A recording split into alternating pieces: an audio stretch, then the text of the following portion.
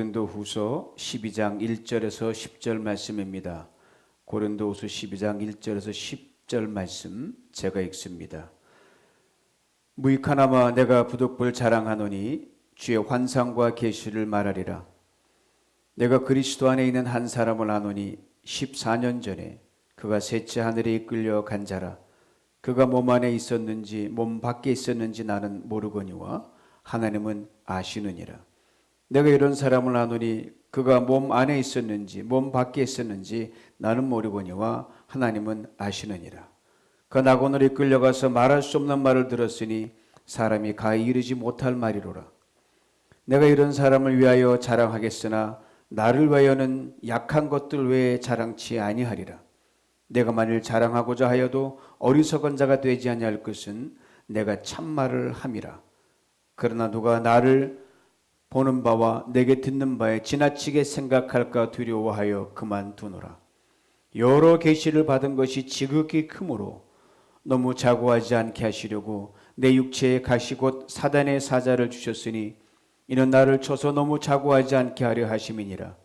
이것이 내게서 떠나게 하여 내가 3번 주께 간구하였더니 내게 이르시기를 내 은혜가 내게 족하도다.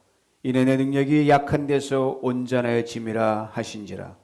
이러므로 도리어 크게 기뻐함으로 나 여러 약한 것들에 대하여 자랑하리니 이는 그리스도의 능력으로 내게 머물게 하려 함이라.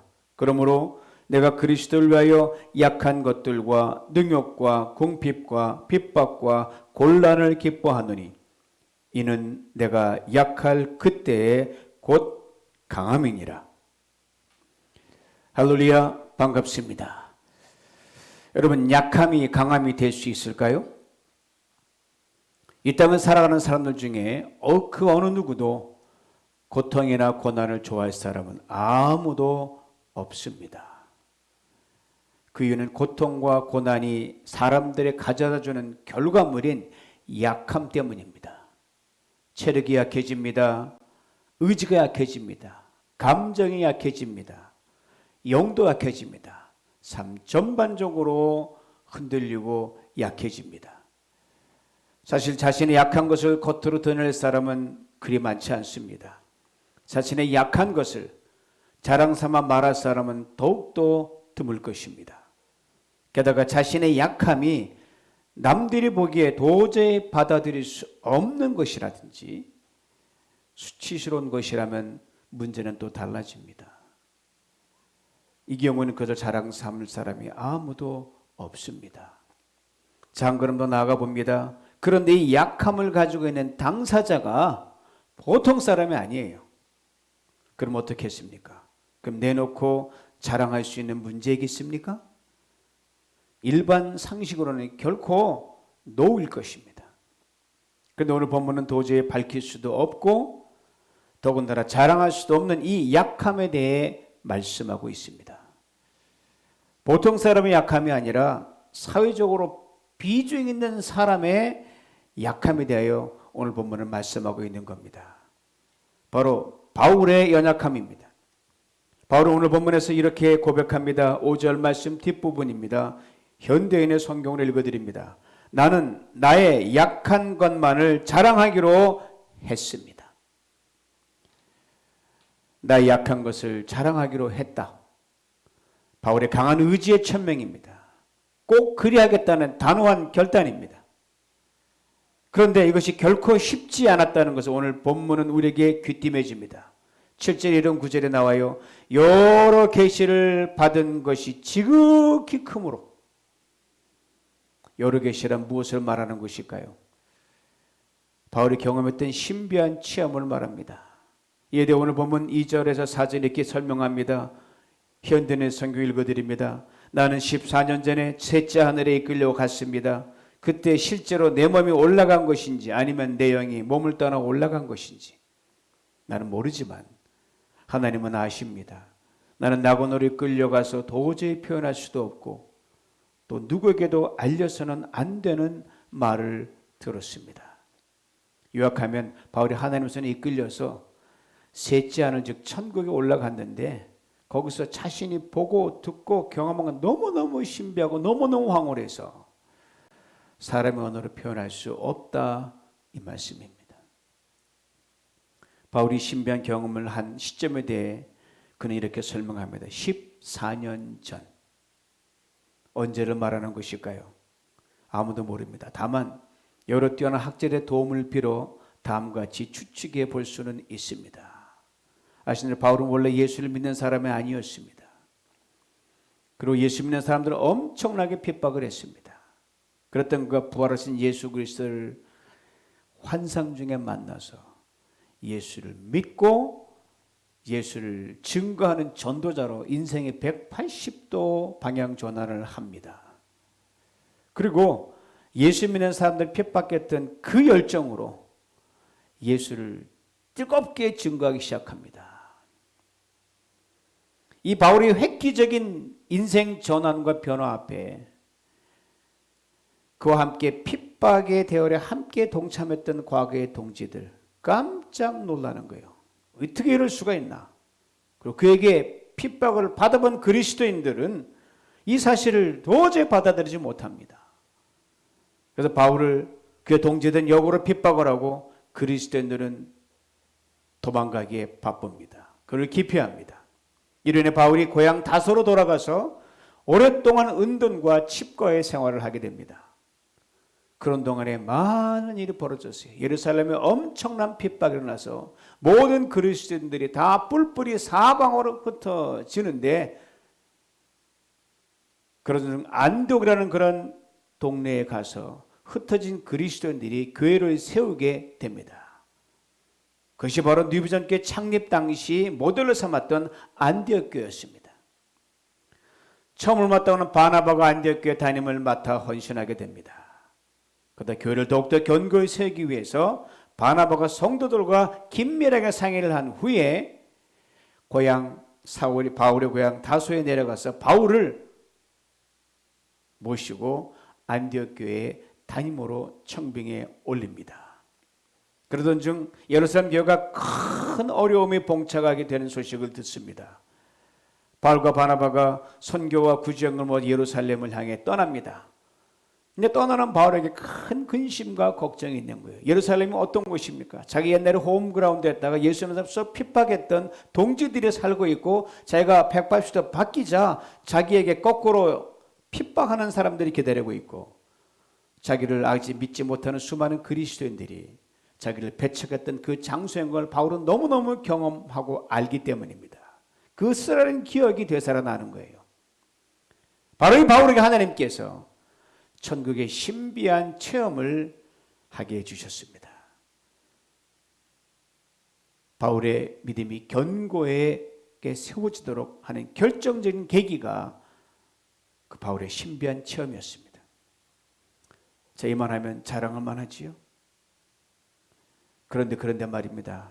이 죽음을 경험하지도 않고 천국을 이처럼 생생하게 신비한 경험을 한 바울.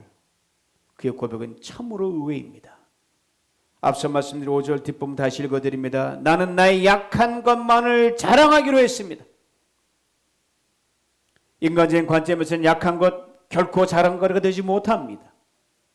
아무 자랑거리가 없어도 약함은 숨기고 싶은 것이 사람의 본능입니다. 그런데 바울에게는 엄청난 자랑거리가 이미 있어요. 지금 바울은 엄청난 자랑거리와 자신의 약함 사이에서 이렇게 자신의 결단을 고백하는 겁니다. 나는 나의 약한 것만을 자랑하기로 했습니다. 혹 이렇게 생각하시는 분이 계실지 모르겠습니다. 엄청난 자랑거리가 있는 그 걸출한 인물 바울이 자기 약함을 자랑한다고 할 때 그 사람의 약함조차도 우리 보통 사람의 자랑거리 정도는 되지 않을까라고 말입니다. 과연 그럴까요? 바울은 오늘 본문에 자신의 약함을 이렇게 설명합니다. 육체의 가시, a thorn in the flesh. 가시에 찔려본 경험 다 있으시지요? 조그만 가시가 몸에 박혀도 견딜 수 없이 괴롭습니다. 여러분, 가시는 가시예요. 그걸 빼내지 않으면 온몸이 불편합니다. 그렇다면 바울이 말하는 육체의 가시란 무엇이었을까요? 이 말의 문자적인 뜻은 이렇습니다. 날카롭게 된 뾰족한 나무 막대기로 범죄자들이 몸을 꿰뚫는 데 사용하는 말뚝이란 뜻입니다. 자, 그러면 바울의 가시가 어느 정도인지를 충분히 짐작할 수 있을 것입니다. 그러기 학자들마다 다양한 의견을 내놓고 있습니다만 10중 8구 이것은 바울을 괴롭혔던 육체의 큰 질병이다. 여기에는 의견을 모으고 있습니다. 바울의 가시에 대해 많이 연구한 은퇴 목사님에 따르면 이 육체 가시가 바로 간질병이었지 않을까라고 그는 수려합니다. 그렇다면 저도 자라면서 간질병 환자를 많이 봤거든요. 사람 보는 앞에 그저 거품을 물고 쓰러지고 땅에 막 디디고 흙범벅이가 됩니다. 옆에서 보는 사람들은 괴로운데 당사자는 얼마나 힘들고 어려웠을까. 그 당시에 저는 생각을 했습니다. 근데 바울이 바로 이 간질병을 앓고 있단 말입니다. 천국에까지 다녀온 신령한 사람 바울입니다. 그런데 바울이 말씀을 전하다가 전도를 하다가 길을 가다가 갑자기 길에 거품을 얹고 팍 쓰러집니다. 한동안 이상한 사람에 대해 정신이 나가 넋이 나가 있습니다. 이런 바울을 한번 상상해 보셔요. 그리고 한참에 아무 일도 없었듯이 정신 차리니까 툭툭 먼지를 털고 일어납니다. 이 모습을 본 주변 사람들이 얼마나 충격에 빠졌겠습니까? 또한 바울 자신은 얼마나 이것이 괴롭고 창피스럽고 힘들었겠습니까? 그래서 바울은 3번씩 하나님께 고쳐주시기를 간구할 수밖에 없었습니다. 왜 하니 그랬겠습니까? 물론 바울의 육체 가시에 대해 지나친 추측, 이걸 것이다 저걸 것이다 추측은 금물입니다. 그러나 그것이 어떤 것이든 목숨 걸고 기도할 수밖에 없을 정도로 바울을 괴롭혔던 질병이었던 것만은 분명합니다. 그런데 바울의 기도에 대해 하나님께서 놓으라고 하셨습니다. 바울은 이것을 2가지로 설명합니다. 첫 번째는 바울을 겸손하게 하심이었다고 고백합니다. 천국을 실제로 갔다 왔으니 말입니다. 이제 뭐 거칠 것이 뭐가 있겠습니까? 더 이상 경험할 것이 없을 최상의 경험치에 다다랐으니 말입니다. 자신의 엄청난 경험이 자기를 분명 잘못된 길로 갈 수밖에 있다는 것, 나를 교만하게 할 수 있다는 것 바울은 분명히 알았습니다. 그래서 그는 6절에 고백합니다. 내가 천국에 대해 이런저런 이야기를 하게 되면 사람들이 신비주의에 빠져 나를 높이는 것이 두려웠다. 여러분 사람 나이가 들어가면 알잖아요. 사람들에게 조금만 뭔가 잘 나가거나 좀 상황이 조금 개선이 되면 유리하게 나게 돌아가면 금방 어깨와 목에 힘이 들어갑니다. 그러니 바울처럼 엄청난 신비한 경험을 한 사람의 경우는 두말할 필요가 없습니다.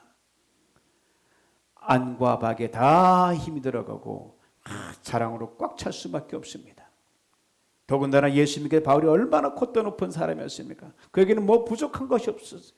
자랑거리만 쭉 날아놓던 늘어났던 사람이었습니다.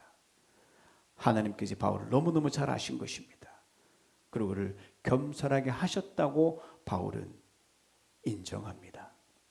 다음은 하나님 은혜가 이제 바울에게 충분하기 때문이었다고 바울은 고백합니다. 인간적으로 생각하면 하나님 너무하시면 나라고 푸념하기에 충분한 조건을 가지고 있습니다. 그러나 바울은 하나님의 노후의 그 응답 앞에 겸손히 수용했습니다. 제가 만약 바울의 입장이었다면 아마 저 이렇게 하나님께 말씀드렸을 것 같아요. 하나님, 제가 교만할까 봐 제 기도 안 들어주시는 것 이해합니다. 그러나 하나님 은혜가 제게 족하다니요. 저를 괴롭히는 육체의 가시 때문에 정말 체면도 안 서고 부끄럽고 창피하기 짝이 없는데 그런데 은혜가 족하다는 건 무슨 말입니까? 다른 건 몰라도 이 가시만큼은 제거줘야 그 말이 제게 와닿지 않겠습니까? 여러분 신앙에는 있어서 가장 힘든 부분이 바로 이 부분입니다. 이렇게 보나 저렇게 보나 누구에게나 때로는 이것만큼은 하나님께서 이 하나만큼은 하나님께서 응답해 주셔야만 절박한 간구가 있지 않습니까? 그런데 이 기도에 대해서만큼은 하나님이 침묵하십니다. 때로 놓으라고 말씀하십니다. 바로 오늘의 사도 바울에게 그리하셨듯이 말입니다. 지금 너무너무 절박합니다. 하나님으로부터 예스라는 그 사인 외에는 나의 니드를 충족시킬 다른 방도가 없습니다. 너무 절박해. 예스라는 사인 외에는 나의 약함을 도울 수 없는 그런 절박한 상황입니다. 예스뿐이 내가 기다리는 답이 없어요. 그런데 하나님은 노라는 사인이 왔을 때 이것을 이해하고 이것을 넉넉히 받아들이다는 것 정말 힘듭니다. 저는 이것이 얼마나 힘들고 받아들여 어렵다는 것을 어느 집사님 통해 뼈저리게 경험한 적이 있습니다. 제가 교육 목사 섬기었을 때 저를 극진히 도와줬던 한 남자 집사님이 계십니다. 아주 기도 헌칠하고 아주 건강한 체격의 소유자였습니다. 그분은 이라크에 파병을 나가서 얼마 후에 췌장암 진단을 받습니다. 그리고 투병 3주 만에 천국에 갔습니다. 50도 안 된 젊은 나이였으니 이 광경을 본 아내 된 사람은 얼마나 가슴이 아프고 하늘이 무너지는 그런 경험이었겠습니까? 힘들어할 때 전화를 통해 위로드리고 또는 저와 제 아내가 함께 가서 위로드리고 그래 기도해드리곤 했습니다. 그런데 이분이 하나님부터 기다리는 응답은 오직 예스밖에 없었어요. 내 남편을 췌장하면서 살려주시는 가문이 내가 기다리는 답이다. 이거였습니다.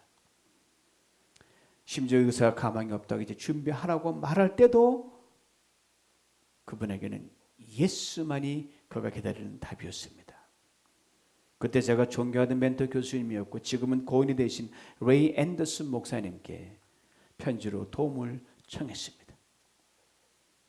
목사님께서 큰 위로와 소망이 되는 글을 보내주셨는데 그 중에 맨 마지막 부분이 지금도 제게 강하게 남아 있습니다.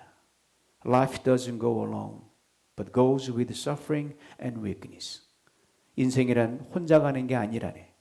인생이란 고통과 약함과 더불어 가는 것이지. 그렇습니다. 인생은 혼자 가는 게 아니라 고통과 약함과 더불어 가는 것입니다. 저는 그 집사님 게리 앤더슨 목사님의 말을 빌어서 제가 할 수 있는 모든 걸 다 담아서 위로와 소망을 담아 정성껏 편지를 보내드렸습니다. 지금은 많이 회복됐죠. 이후 세월이 많이 흐르고 오늘에는 지금도 이 레이 앤더슨 목사님의 말씀이 제 마음에 더 큰 음성으로 메아리칩니다. Life doesn't go alone, but goes with suffering and weakness. 인생은 혼자 가는 게 아니라네. 인생은 고통과 약함과 함께 더불어 가는 것이지. 바울이 자기 몸에 있는 병인 가시를 제거해달라고 3번씩이나 간구했을 때 이 기도가 여러분 보통 수준의 기도가 아니었다는 사실입니다. 작정하고 드리는 생사를 건 기도였습니다. 원문의 의미를 몇 가지 살펴보면 바울의 간구가 얼마나 절박했는지 얼마나 간절했는지를 알 수 있습니다. 먼저는 가까이 가서라는 의미가 그 안에 담겨 있습니다. 하나님 멀리 계시는 것 같아요. 그래서 이렇게 자기 고통을 보지 못하시는가 봐서 저 성전 맨 앞에 가서 제단 앞에 가서 제단에 닿을 정도로 그렇게 간절히 기도했다는 의미입니다. 다음은 조르고 떼쓴다는 의미를 담고 있습니다. 지금 전도자 바울에게는 이 가시는 분명 전에 도움이 되지 않습니다. 그래서 하나님 당신도 이것이 전도에 큰 장애가 되는 건 아시잖아요. 고쳐주세요. 이것이 나를 떠나게 해주세요라고 간절히 기도했다는 말입니다. 다음은 시간을 들이고 생각을 집중하여 고통의 강도만큼 기도의 강도도 그만큼 강하게 기도했다는 의미가 들어있습니다. 아마 무릎과 무릎 사이에 머리를 쳐박고 온몸이 하나가 되어 바울이 몸집이 작거든 떼굴떼굴 구르듯이 그렇게 3번씩 기도했다는 말입니다. 그런데 이 목숨 걸고 올려드린 3번의 간절한 기도를 들으시고 하나님께서 바울의 가시를 없애주지 않으셨습니다. 바울의 기도가 응답된 것입니까? 아닌 것입니까? 분명 아프고 찌르는 질병의 가시가 여전히 바울을 괴롭힌다는 점에서는 기도 응답이 되지 않은 것처럼 보입니다. 그러나 하나님의 새로운 차원에서 더 큰 응답으로 바울의 기도를 들어주셨습니다. 내 은혜가 내게 족하다. My grace is sufficient for you.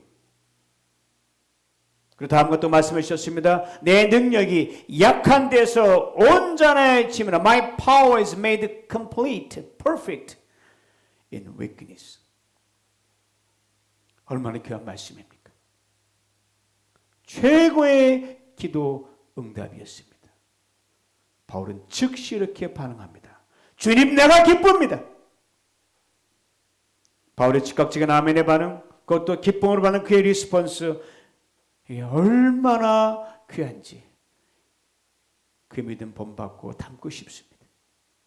주님 말씀하실 때 하늘의 말씀에 그것이 나에게 된 예스든 노우든 주님 내가 기쁩니다. 이렇게 즉시 반응할 수 있는 우리 모두가 될 수 있기를 원합니다.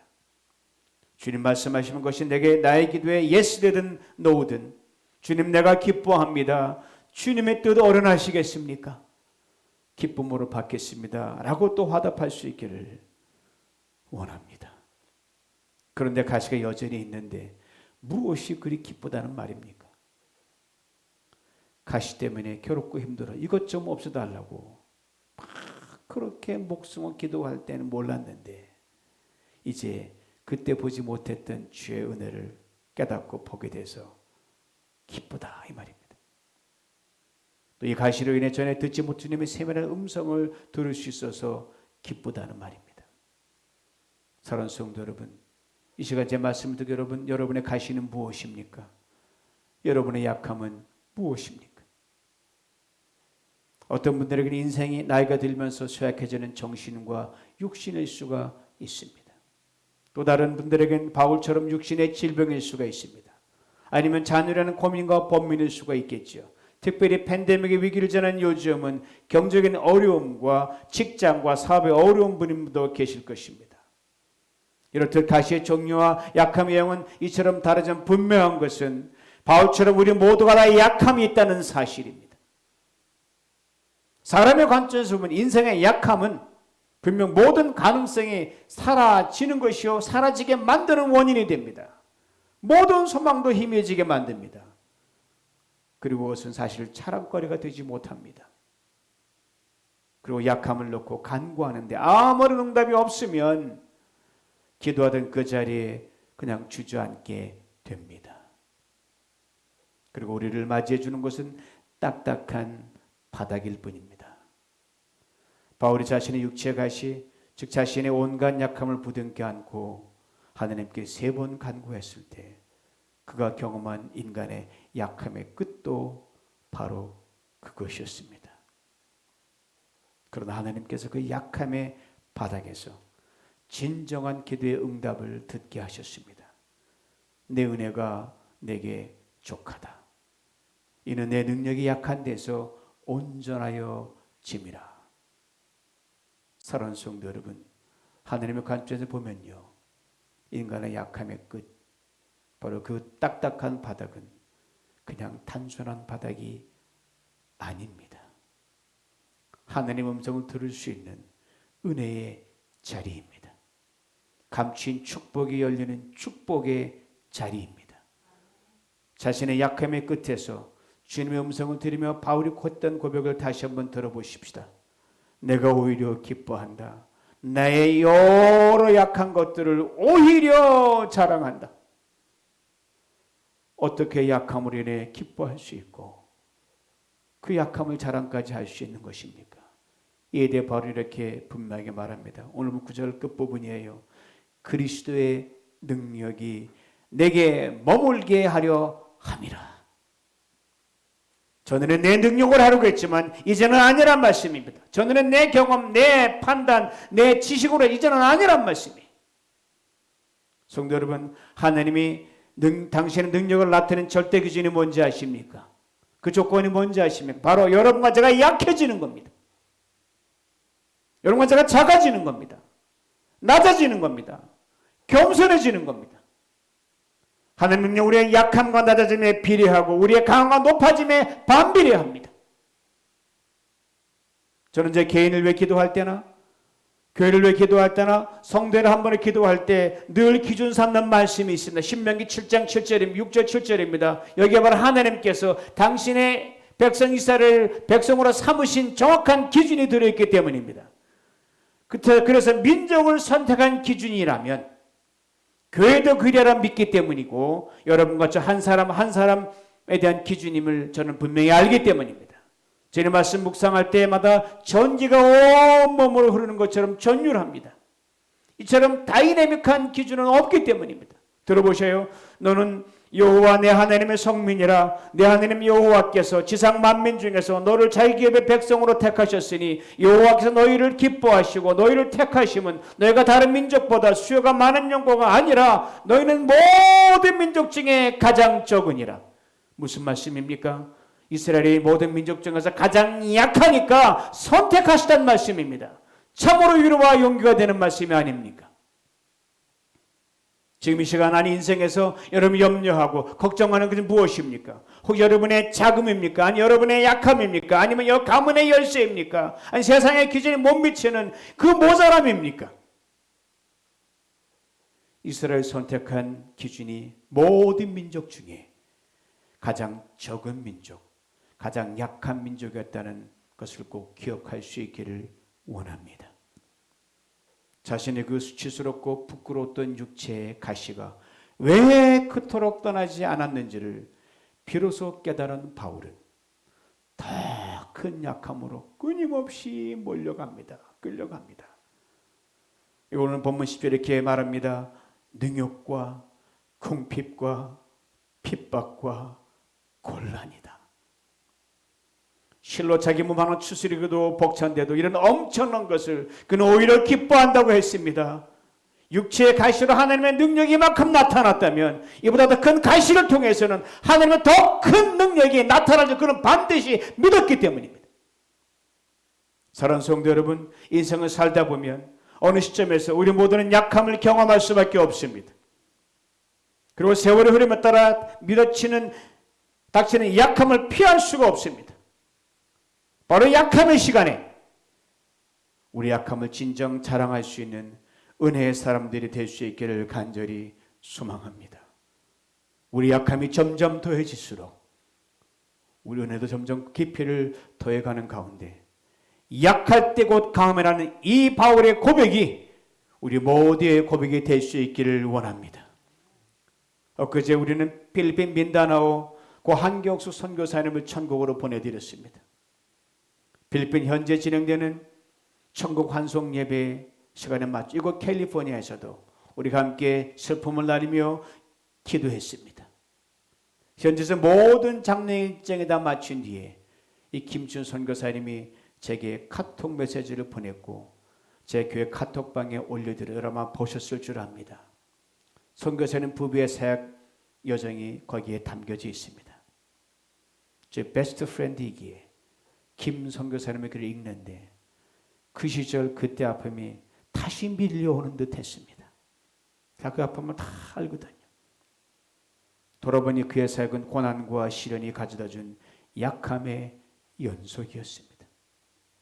그리고 그 약함은 세월을 흐를수록 더해만 갔습니다. 그리고 사랑하는 아내 한경수 선교사님의 죽음이 그 정점이었습니다. 한경 사모님께서 코마 상태에 있을 때 인공호흡기 의자에 있을 때 함께 눈물을 펑펑 쏟으며 기도했습니다. 그렇기에 장례를 마친 김 선교사님은 너무 힘들어합니다.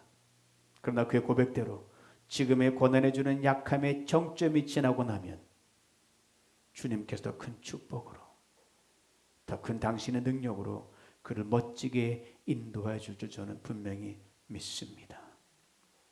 김추 선교사를 위해 계속 기도해 주시기 바랍니다.